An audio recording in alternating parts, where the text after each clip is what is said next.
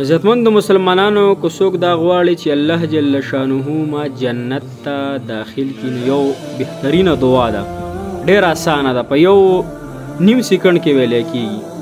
دا دعا چې څوک ووایي الله جل شانه به جنت ته داخل کړي. هغه دعا ده اللهم انی اسألک الجنة.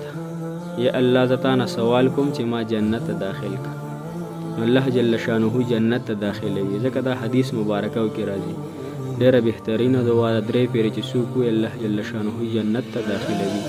جنت ډېر خوبصورته ځای دی او په هغې کې الله جل شانه موږ ته به هر نعمت راکوي او نه پکې مرګ شته، ټول عمر ژوند دی، نه پکې بیماري شته، ټول عمر صحت دی، نه پکې ګندګي شته، هر ټیم او هر وخت صفایي ده، ښکلا ده. الله جل شانه دیدار دی، ملاقات دی، د حضور پاک صلی الله علیه وسلم دیدار دی، ملاقات دی، د صحابه کرام رضی الله تعالی عنهم اجمعین او گاوند دی، د هغوی سره ملاقات دی. څونه مزه به کوي. نو راځئ نن ځان مستحق د جنت او دغه دعا ووایو چې الله جل شانه مو جنت ته داخل کړي. اللهم انی اسألک الجنة. یا الله زه تا نه سوال کوم چې ما جنت ته داخل کا.